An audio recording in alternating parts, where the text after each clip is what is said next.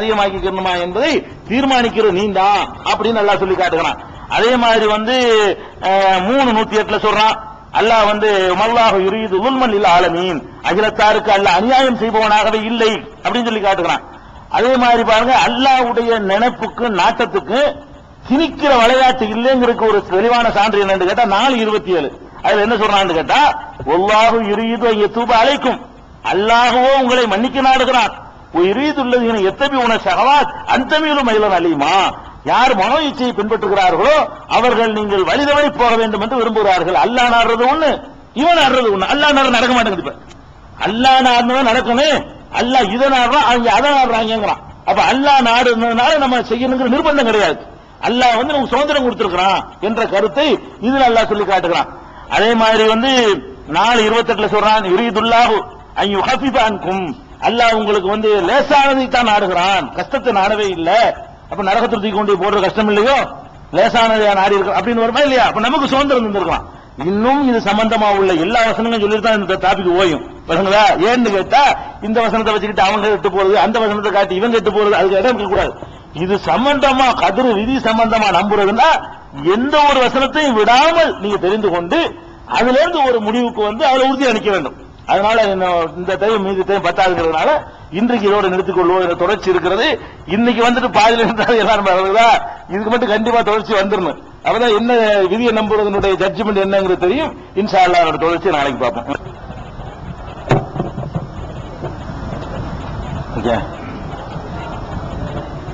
அஸ்ஸலாமு அலைக்கும் வரஹ்மத்துல்லாஹி வபரகாத்துஹு. அல்ஹம்துலில்லாஹி நஹ்மதுஹு வ நஸ்தஈனுஹு வ நஸ்தக்ஃபிருஹு வ நு'மினு பிஹி வ நதவக்கலு அலைஹி வ நஊது பில்லாஹி மின் ஷுரூரி அன்ஃபுஸினா வ மின் ஸய்யிஆத்தி அமாலினா மன் யஹ்திஹில்லாஹு ஃபலா முضில்ல லஹு வ மன் யுضللஹு ஃபலா ஹாதிய லஹு வ அஷ்ஹது அன் லா இலாஹா இல்லல்லாஹு வஹ்தஹு லா ஷரீக லஹு வ அஷ்ஹது அன்ன முஹம்மதன் அப்துஹு வ ரசூலுஹு அம்மா பஅத்.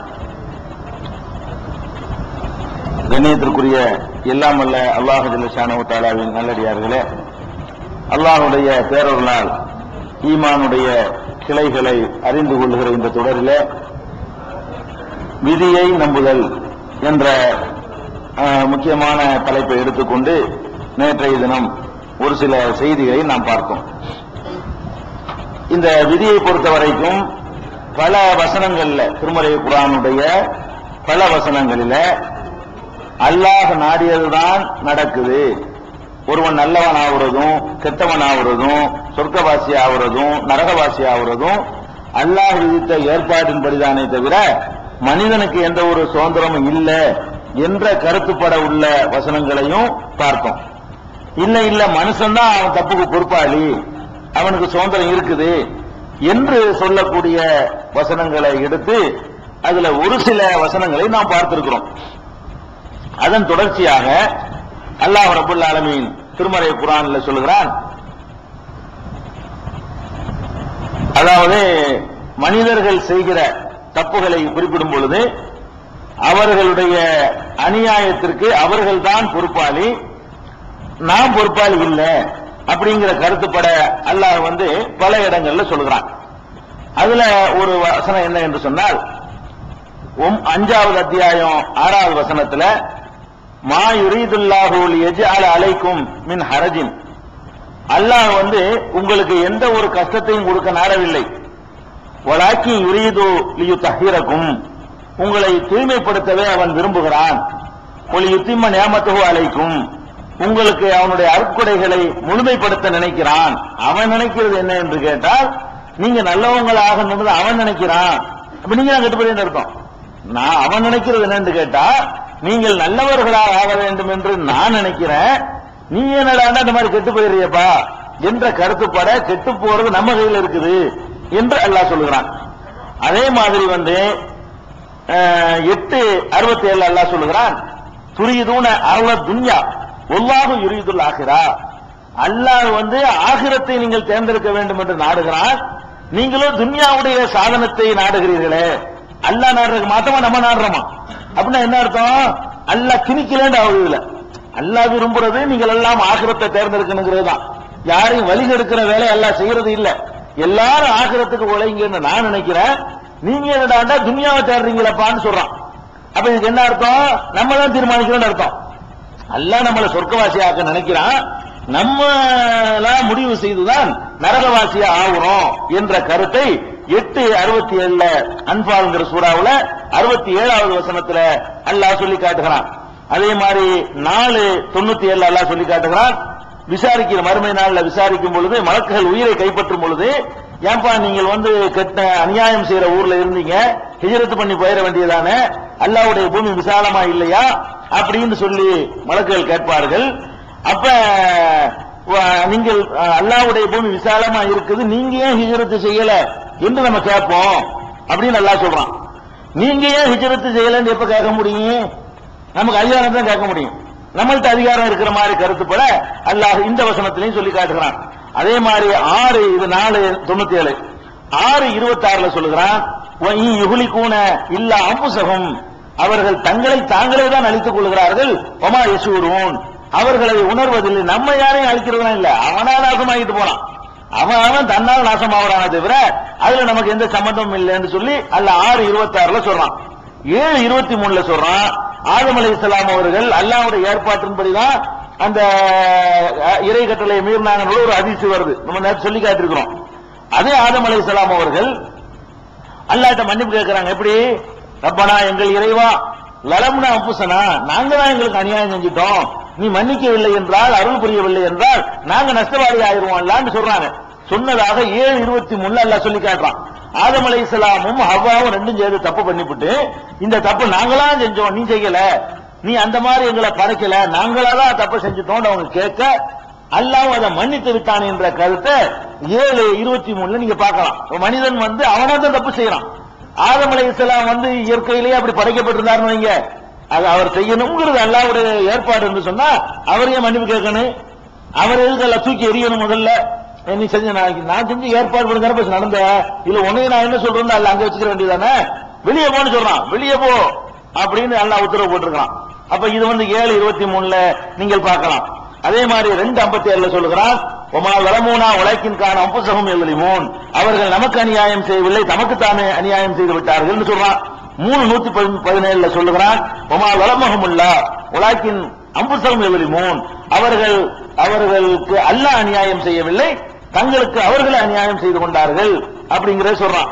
இதே கருத்து 9:70 10:44 இதுல எல்லாம் 11:101 16:33 16:118 இதுல எல்லாம் அல்லாஹ் சொல்லி காட்டுகிறான்.